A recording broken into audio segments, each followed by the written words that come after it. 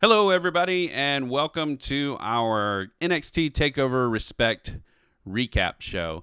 And I am the Duke. And I am Angry Larry, and welcome to the Sausage Party. Oh God, yeah, that came up a lot when we did our pre-show. That is not going to be posted publicly, not because I scored so badly, but because my audio sucked because I didn't have levels properly tuned. So we will move on from that, and we will roll right into.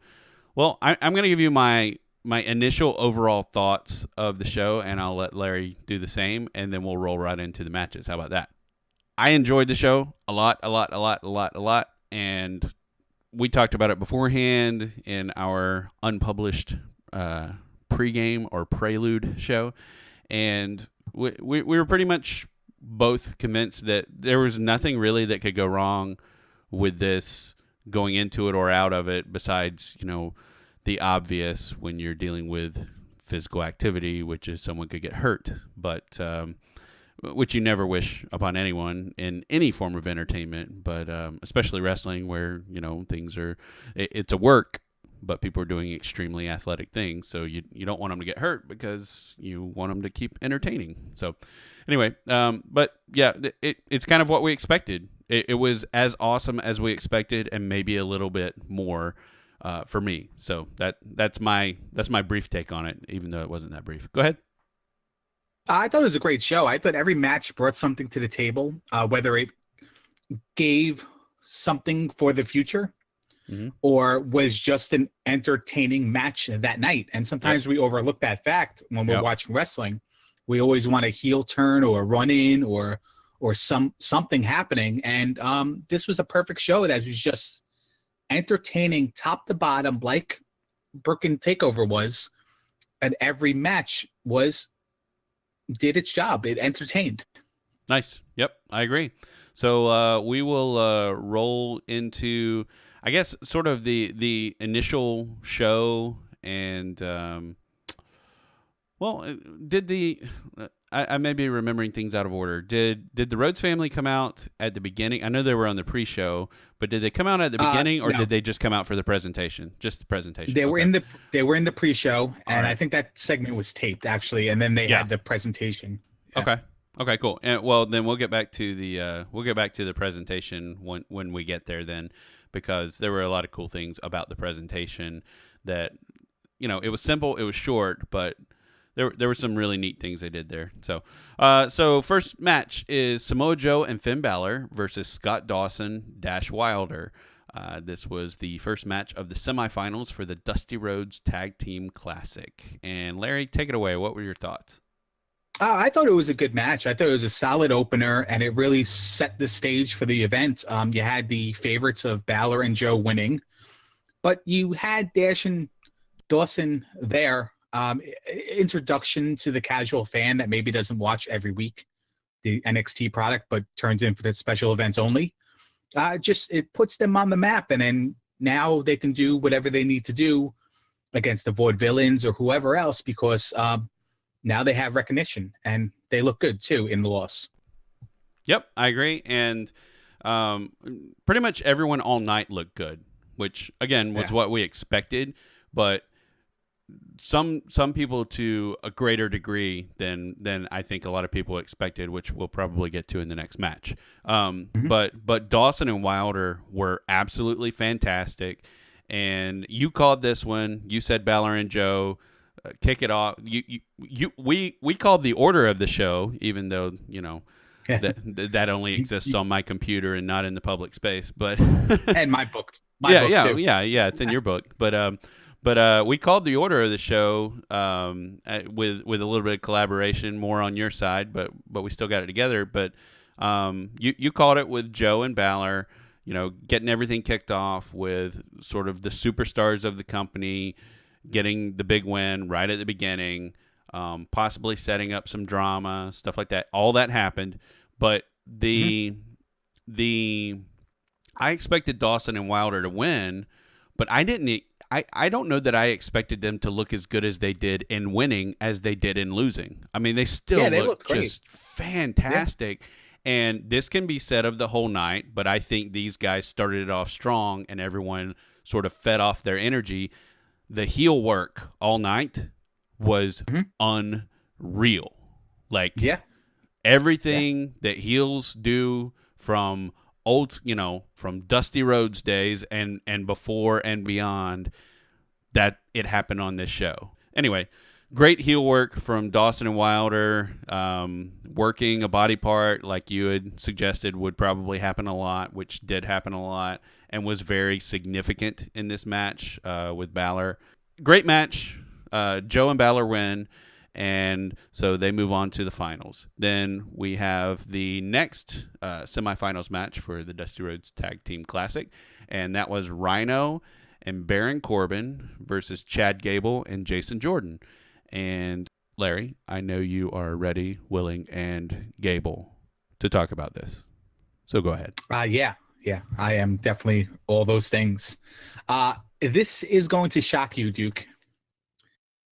If we lay our expectations out of there and create some sort of formula that's like match expectation versus how we feel about the match, this one scores the highest. I had no expectations from this match whatsoever, regardless of liking Gable and Jordan. This might have been the match of the night. When you take certain things into consideration, the finish of this match and the energy of this match near the end with the false finishes and, oh, this one's going to actually do the job, and then somebody comes and makes the save or they kick out or whatever, and the crowd's so hot for Gable. I mean, the amount of chants Gable got were just phenomenal. This match was awesome. We both picked this match right. No, we both picked this match wrong. I'm sorry. We both picked this match wrong. Yeah, we both picked it wrong. Yeah. And I got to change the scorecard here Yep. because I don't know why I scored it the right way. We both picked this match wrong, but I don't know, man. I thought they would isolate Rhino and Corbin, and that's the way it happened at the end. But I thought Corbin looked great in this match. Every little thing I said about him being boring and a waste of space on my TV and whatever was just a nice buildup of character. You got that heat on him. Yeah. Just that old school, and I'm going to say heat. old school a lot. That Yep. heat, the guy you just want to jump the barricade and go after, like in the 70s or whatever.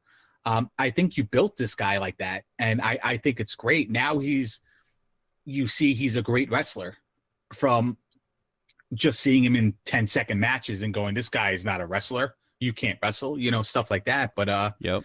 yeah, no, I thought this was a phenomenal match, and it's definitely worth watching again if I ever catch it on the network. Yeah, absolutely. I agree 100%. And it's like you said, as far as like expectation versus what came out of the match, definitely like this one just blows everything outside of the water. I think part of what colored not only our expectation of the match, but what we expected to be the outcome was we expected this to be the tale of two heel teams.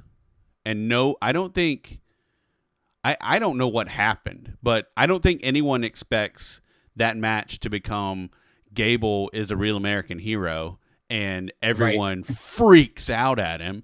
But that was great. But no one expected him to no one expected him to be able to German suplex Corbin from the ground either. And I think that's when the crowd's like, holy freaking crap.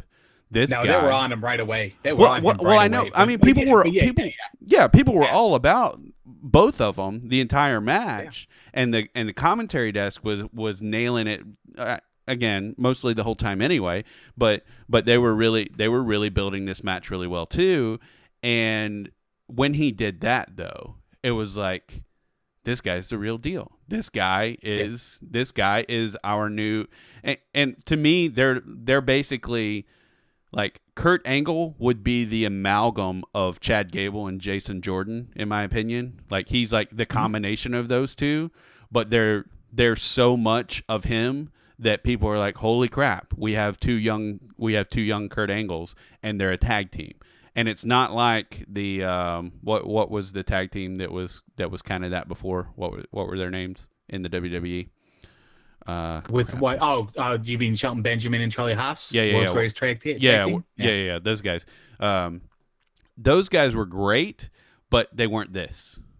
And maybe it's just the organicness. I don't think that's a word, but different crowds, different reactions. Yeah, exactly. And different time periods. Exactly. And it just, anyway, I don't know. I actually heard someone say this, and I wasn't going to use this, but it is relevant to the discussion. I don't know that this match would have necessarily been booked the same way had they known that Jordan and Gable, especially Gable, were going to get the insane pop that they got, and just all match long getting, just massive support from the crowd. I almost think wondered. So, 'cause I don't think. Well, I don't think they book towards reaction. Fair enough. I think they book towards they have a long-term story. So yeah. And I think the point is Corbin is going to be he's a top guy for them. He needs to be the bad guy. Yeah, and he needs to be the bad guy, and he needs to have a resume, so to speak. And and on that side of it, Corbin, it's everything you said. Like, this just shows that Triple H and everybody, whoever else is involved in the creative of NXT, this just shows their genius, because they so rarely miss the mark. And Corbin is like a shining example of how to build a heel. And it's like you said, we're going to say it a lot, in an old school fashion. This guy that just comes out and dominates people, and he talks about how, he's not a wrestler, but he's going to be great at wrestling, but you never see him be great at wrestling.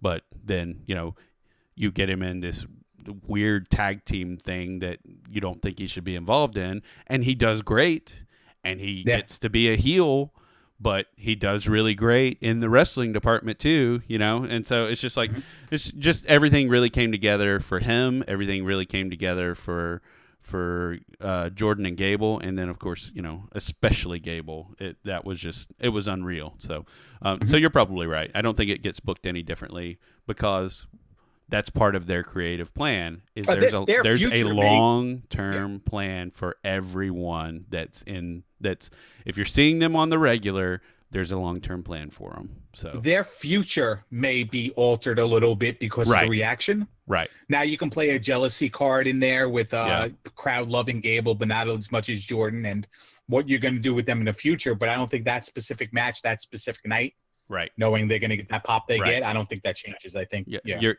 I agree with you wholeheartedly, and it could even be, like where I was leaning was they become more, face guys now.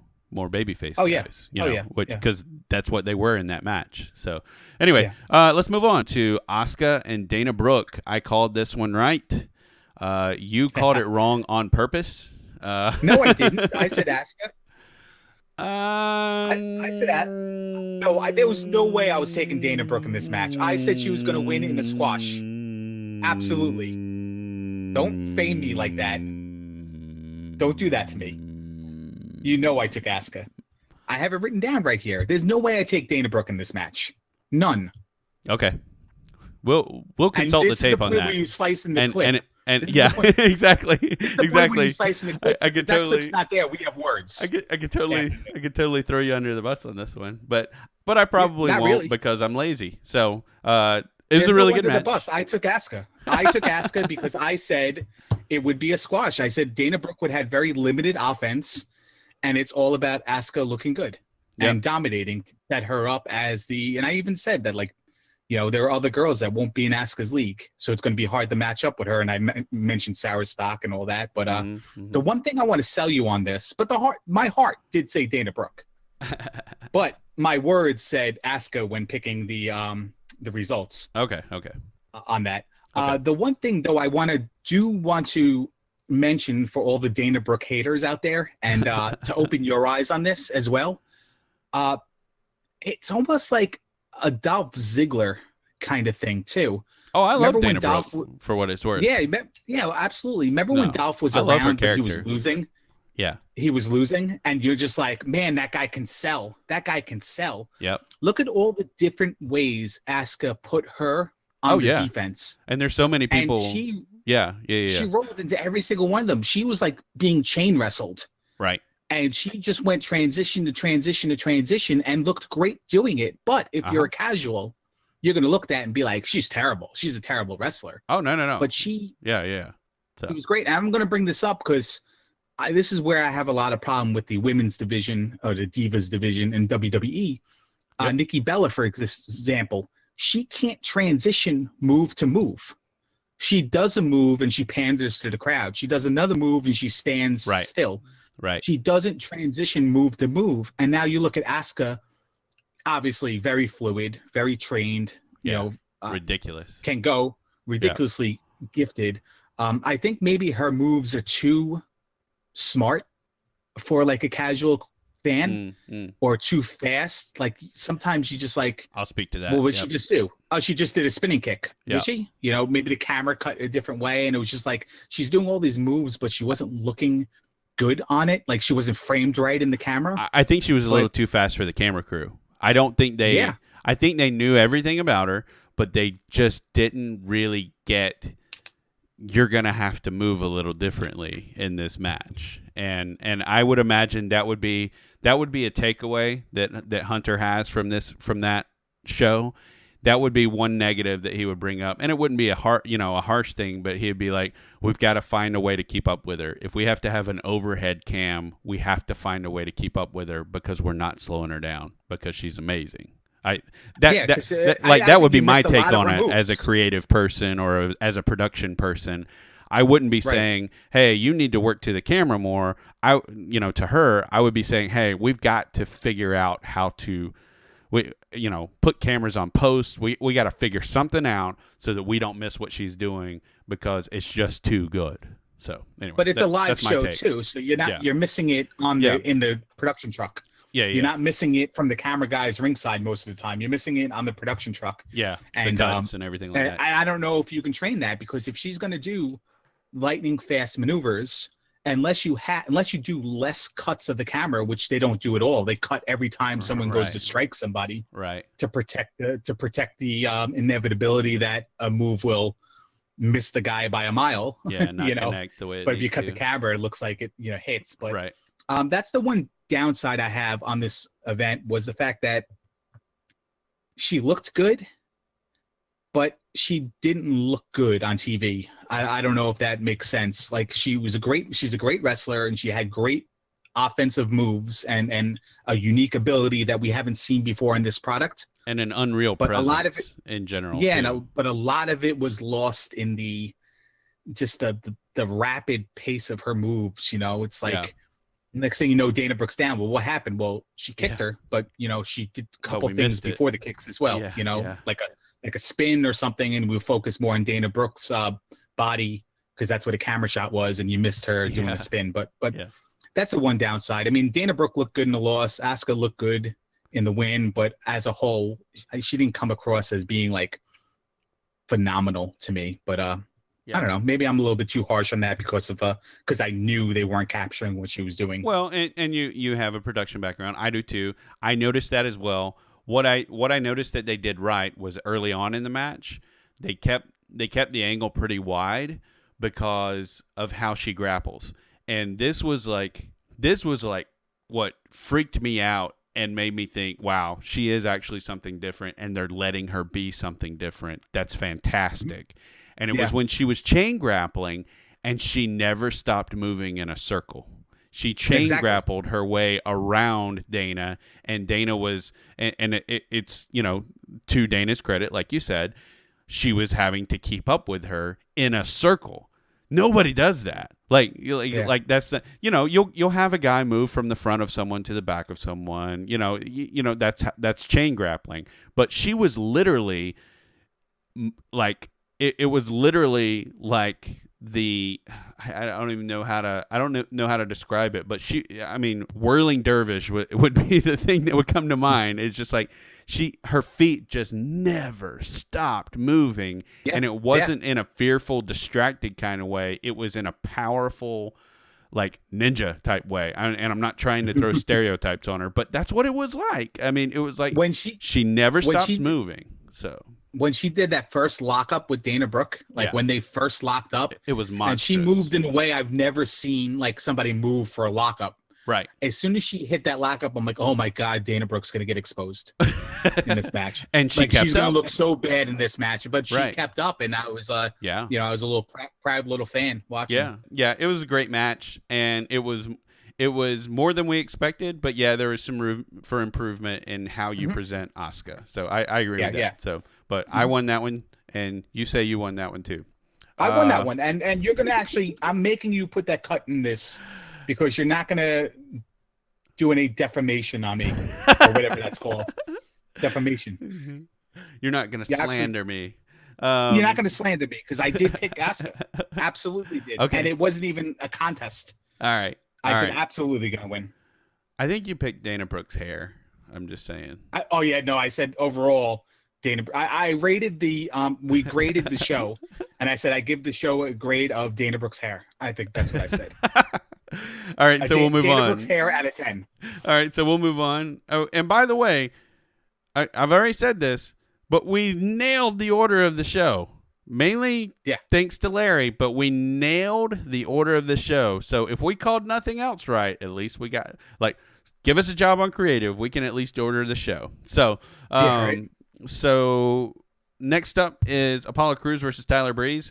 I'm going to roll with this one real quick, and I'll let you add on and let me know, what I missed.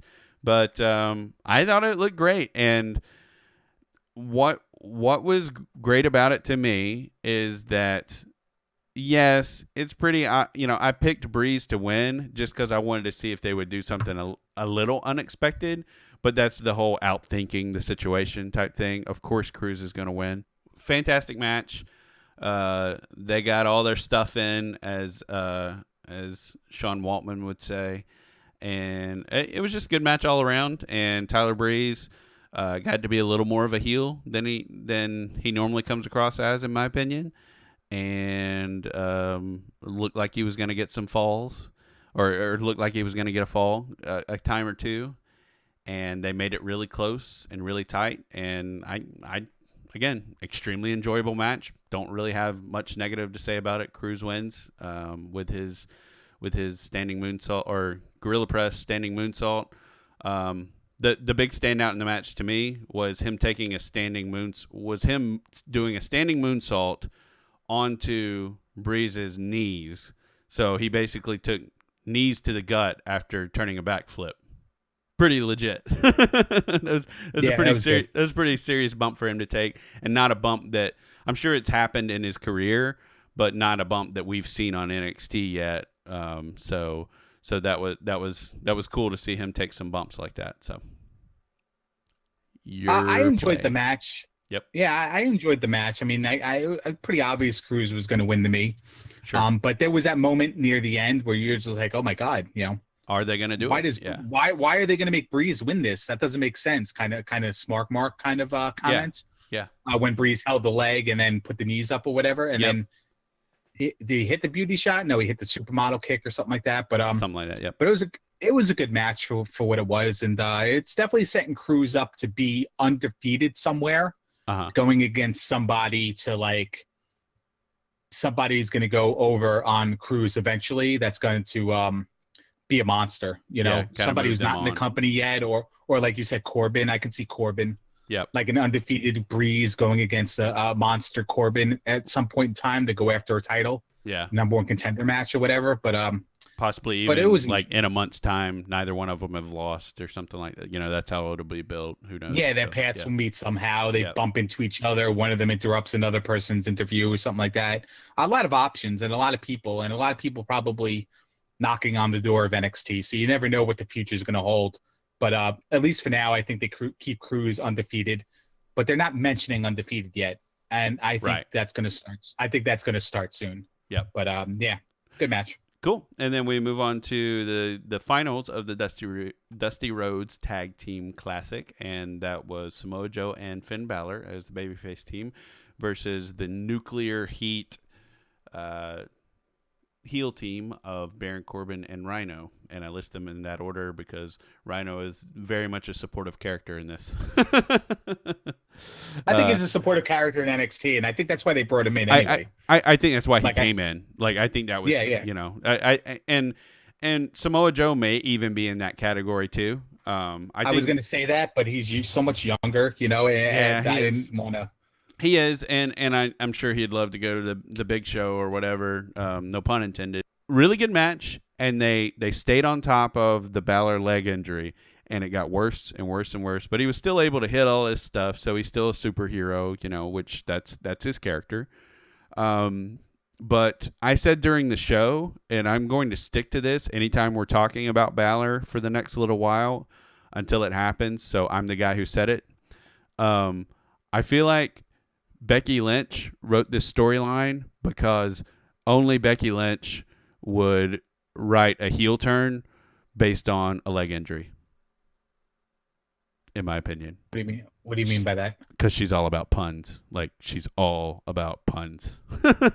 So it's a heel turn, heel, like the heel of your foot. I get it. Yeah, I get it. Oh god. Yeah, I got it when Cena tried to do it in the ring one time too. Yeah. But fans want John Cena to heel turn. Here it is. Your heel turn. Yeah, so this match had everything you would expect from it. The heels were heels, the faces were faces, but I really think that somehow this is going to turn Balor into the bad guy he wants to be, because that's he's played that role a lot in his career, and if you hear interviews with him, as with most guys who are extremely hot in the business at any given time, a lot of them enjoy being the bad guy because you can do lots of stuff that you wouldn't normally be able to do, which we'll get to in the next match as well. So I missed the whole leg injury thing during the ladder match. I know that because I remember Dean Ambrose had the leg injury in his ladder match against Seth Rollins, and they kept harping on that. I missed the Balor one.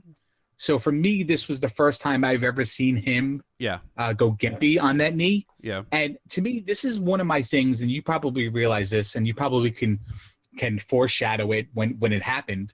Yeah. I very much hate in a company like NXT where they're focusing on the wrestling. Uh-huh.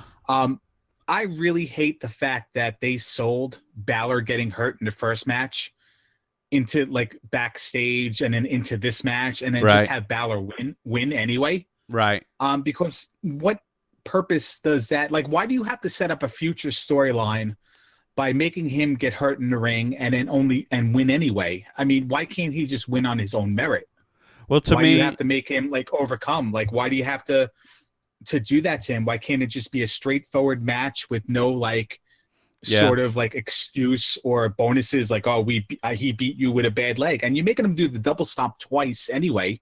Right. And so like his knees moved, and this is the problem I had with the Night of Champions match with Nikki Bella and Charlotte. So there's this hurt body part you're working over all the match, and the guy who's hurt is able to use that body part anyway to finish the match. Right. So what was all my time wasted for? Why were they working over Charlotte's leg if she's just going to put the Nikki in a figure four anyway? Right. Find a different move to win with because the leg is taken out of play. Yeah. And they did that again with this fair. match, or not they, but maybe it's a different creative. Right. But same idea. That again. Yeah, and I hate that fact, but so was a good match. I mean, it puts the mindset in there that either one, Balor's going to lose it for his team because of the knee, or two, they're going to win anyway. So, I mean, that's like any match ever. Yeah, exactly. That has like a 50-50 kind of flow to it. Exactly. Yeah, so why the knee? I don't get that. But I feel like it is a future storyline thing though, because there was a little knee tweaking thing with the ladder match, and then there's the whole this whole show was about his knee, and I feel like this is part of his downfall, or it's part of his going heel, because he started doing the Balor Club thing and Too Sweet and all that stuff. So I feel like I feel like he wants to move in that direction, and they had to find a plot device. Where does he do that? I've never seen that. Where does he do the too sweet? He was doing it coming to the ring. He did it. He like too sweeted people at ringside. Oh yeah, okay, all right. Yeah, no, yeah. I thought they were doing Samoa Joe's hang loose thing and just doing like a little fist bump kind of. No, they've been doing too sweet. Yeah. Okay. Yeah. So. He wasn't saying too sweet though. He just did. No. He's not saying it. He's just doing the hand thing. He just did the click symbol. Okay. Yeah. They did when you say the click sweet, symbol. I'm saying too sweet. Oh yeah, but saying he did the click symbol. Not okay. All right. Yeah. He's doing the click symbol, which it actually. Some people were doing it already, and they started the Balor Club shirts before the ladder match, or before his championship match, and then after the championship match, Triple H posted up a picture of them doing it together. So it's like him being part of the clique or whatever. So anyway, but there's all that, but I feel like he's already moving in that way, in that direction, and then it also gives heels something, like it gives them like this foaming at the mouth thing where they're like, oh, I know how to take him. I know how to beat him. Right, like he's not some. He's going to turn heel because Well, he's not this unbeatable superhero. Well, he's not this unbeatable. Well, see, Apollo Crews. So you throw Apollo Crews, and you've got superhero versus superhero, or undefeated guy versus superhero, and then the superhero doesn't show up because his knees hurt or something like that. And now you've got, Apollo Crews can be the big hero of the day who shows up for all it, who's, Mr. No Days Off or whatever. And then, Balor starts sitting out of matches or taking shortcuts, things like that. And he starts gradually becoming that guy. So to me, I don't know. I think it sets up some stuff. So we'll see. Yeah, he's going to become that guy because of Joe. Because now that they won this tag team championship, and I don't even know if he said that, they won this match. So there we go. We said it finally. Yeah.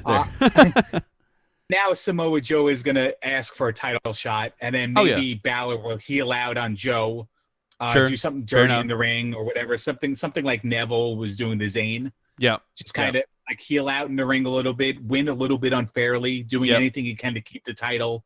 And like that, I think, is going to be his little bit of a heel. I'm not even convinced he's going to turn heel. He might just be anti-hero rather than. But that's heel. just grabbing it out of thin air and saying like, Roman Reigns is turning heel. Okay, well, why? Well, because he should, or he should. I think there's enough heels, and I think there's people coming into the company too, to set up more people on the heel side, that Balor does have a program with other people. And I think it starts with face versus Joe.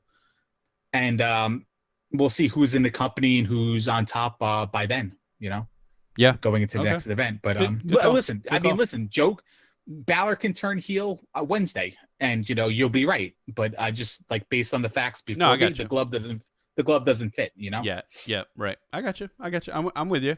But it was a great match. It was, what you would expect of the match, even though that wasn't the final we expected. Let me say something a little bit on that.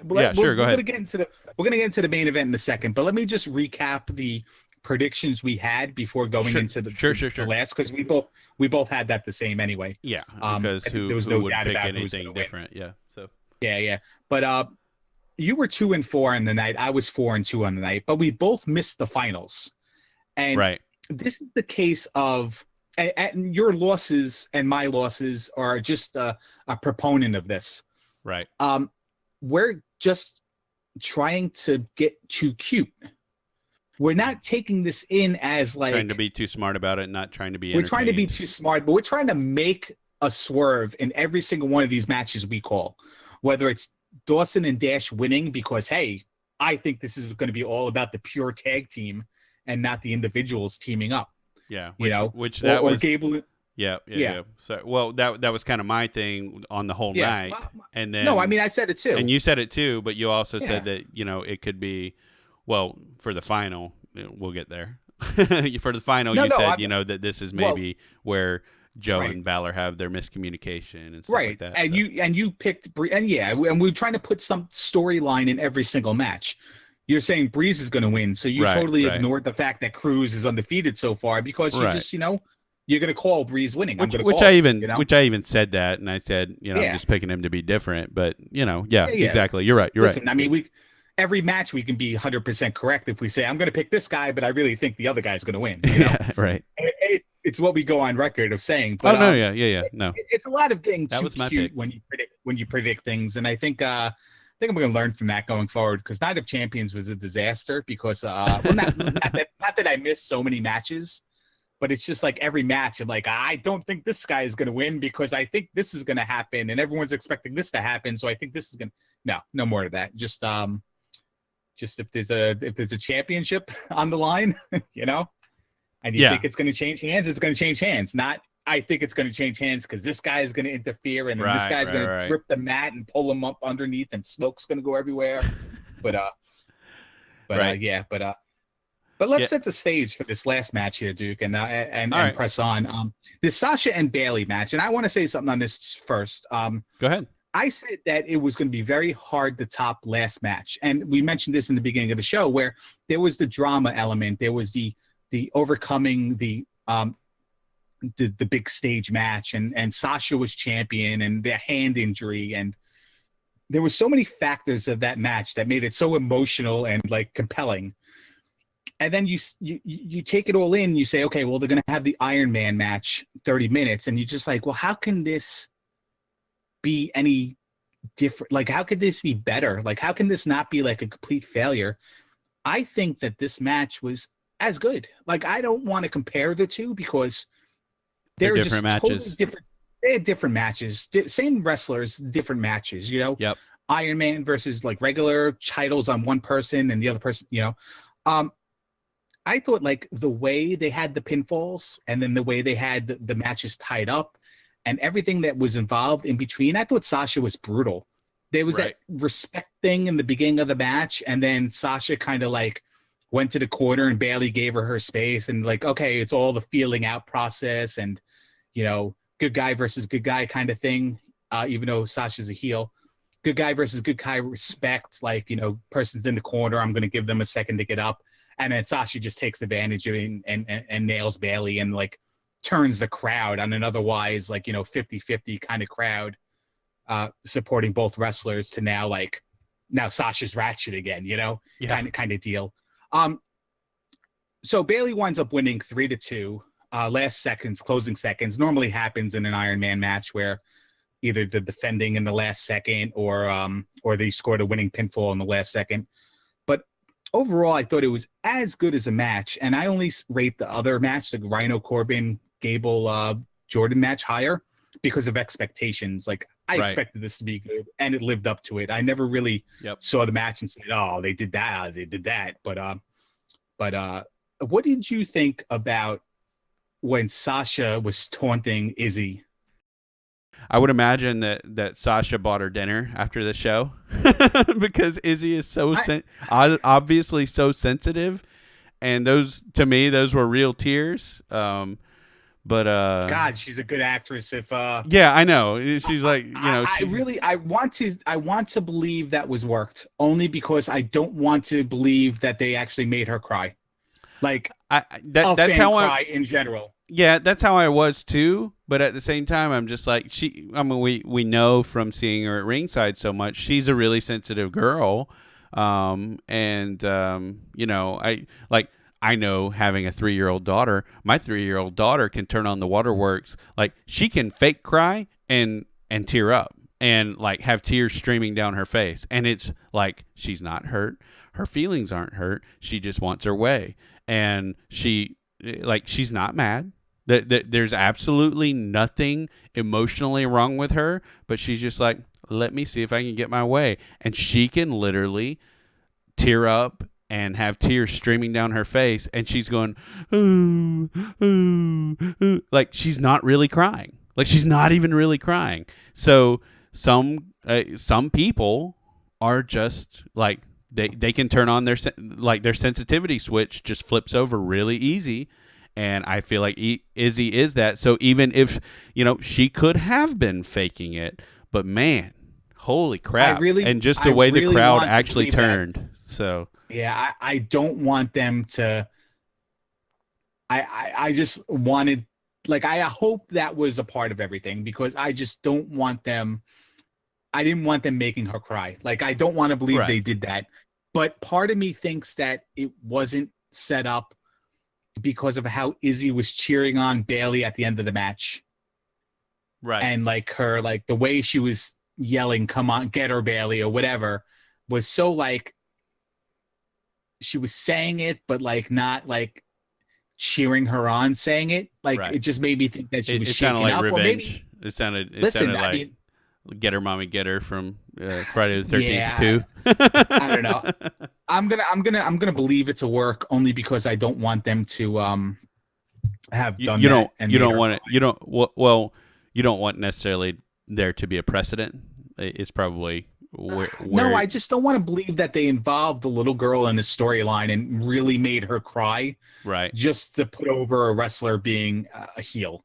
Yeah. Like, because there was no need to do that. Sasha's heel. I mean, Yeah. if they set it up, great, and Izzy played her part wonderfully, if that was the case, and that's what I want to believe. But yeah, I would have a this is what I have a feeling happened, and this is where I came to after thinking about it for a while, was because I was the same way as you, but I'm like, I don't think it was a choreographed thing. I don't think it was like strictly planned out or anything like that. But I do think maybe they talked to her beforehand, or at least Bayley talked to her beforehand and just said, hey, at some point, a lot of action is going to happen in front of you, and Sasha may even interact with you a bit negatively. So I don't want you to get too, don't get too worked up over it. And there's a difference between preparing for it and exactly, actually exactly. Yeah. You, as an adult, you can know, like, you can be watching a scary movie. All of a sudden, all the music goes away, and you're like, "Well, I know what's about to happen. It's time for a jump scare." Doesn't change the fact that you get scared, right? So unless you like turn away from the screen, it's choreographed to get a reaction from you, and it still gets that reaction from you, even though it's coming, because you're not an idiot or you're informed ahead of time. So like that's what I think most likely happened was. She didn't necessarily know exactly what was going to happen, but she knew something was going to happen, and it just Sasha did it so well that it still took her by surprise and got her going, because she's obviously very sensitive. You have to kind of say to her after that, like, listen, Sasha didn't mean it. It was part of the show. You have to explain to her that wrestling is real. So it's like going to Santa Claus and like crying in Santa's lap, and have Santa pull you into the like his little break area and go, "Hey, listen, kid, I'm not really Santa. Yeah, you don't have to cry or whatever." It's like it's just like the business just got exposed to her that way. Well, I'm sure it's been exposed to her long before now. I mean, if they're letting her in the ring, they're telling her a lot of stuff before she gets in the ring. When she did her victory dance. They're not telling her how to bump, and no one's locking up with her. Well, okay, okay, but you know what I mean. So anyway, but I agree with you. I agree with your assessment of the match. It may be like it was a different feel, but it lacked nothing for me. Like there was nothing where I'm like, man, I wish they'd done this, or I wish they'd done that. The end emotion wasn't quite the same because the underdog. Bayley still came in this as the underdog, right? But I mean, especially going down 2-0 or 2-1 or whatever it was, 2-0, right? Yeah, she was never down 2. Yeah. Oh, it was 1-0, 1-1, 2-1, 2-2, 3-2. Okay. Yeah. Yeah, that's right. So, yeah, it was it was what you expected and a little more, and there's nothing wrong with that. Which again, great overall grade. That's kind of the whole show. It was what you expected, a little more in some places, a lot more in others, but there's nothing wrong with what you expect being what happens. So what was your overall grade for the show? Overall grade for the show, I mean, it's if I gave Night of Champions a solid A, or what was it? If I gave Brooklyn a solid A, I would give this an A+ in my opinion. So you think this was better than Brooklyn, really?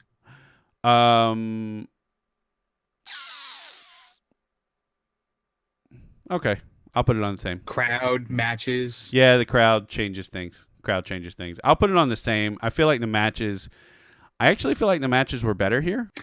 I give it a solid B. A regular straightaway B. No minus, no plus. Because it lacked a few things. It lacks, just like I gave Brooklyn an A minus, and what makes it an A plus was the fact that you have like some sort of shock value to it, a returning superstar, or like somebody debuting in the ring, or something that's just out of nowhere, like something you wouldn't do on a special event, but you're not worried about buy rates here, so you can do it whenever you do it, It gets a B because the matches on Brooklyn were better for the most part. These were all good, solid matches, but there were no match of the years. There were no like 5-star matches. Everything was really good. Rhino and Corbin versus Gable and Jordan was shockingly good. Asuka debuted, so it was a B is not bad. C is average. This is well above average, and that's fair. And then so yeah. With your assessment of it, I would probably adjust down a little bit, but. Plus, everything went as everything probably should have went, and there was nothing that was like we called shockers, we called upsets, right. And there was really no upsets top to bottom of this card. Everything went like a smart fan would should predict it to go. Right, and again, that's not a bad thing, like you said. No, that's always it's still an above average show. That's not a bad thing. All in all, fantastic show. And you can, and I guess we'll roll out of here unless you've got something else to say, Larry. No, I'm pretty content. All right, cool. Where can people find you on Twitter and otherwise? On Twitter, I am at Larry is Angry, and I'm also on twitch.tv/AngryLarry and hitboxtv/AngryLarry. Absolutely, and I am Duke Zors most places, so that's DukeZors. I'm that on Twitter, Instagram. I think YouTube even, and also what was Hitbox, but just because of when I did things on Twitch, I am the Duke over there. So TheDuke. So thank you guys for watching, and let us know what you hashtag sausage party. Make sure and give us some hashtag sausage party down in the comments below, and hit us up on Twitter if you're looking for specific content, and hopefully have some fun announcements about WWE 2K16 coming up in the next couple of weeks. Things I haven't even talked to Larry about yet. So we'll have to do that after this, Larry. How about it? Yeah, sounds good. Later, everybody. Real quick, if you haven't watched NXT Takeover Respect, even though we just spoiled it all for you, you need to watch it. It's still worth watching. And you need to go back as far as you can and watch NXT and catch up all the way through, because there's not a moment completely in NXT agreed since its debut in June of 2012 in this form that wasn't like a reality show. Yep. There's no lacking of quality in the programming at all, top to bottom, ever. Watch NXT. Hashtag we are NXT. Later.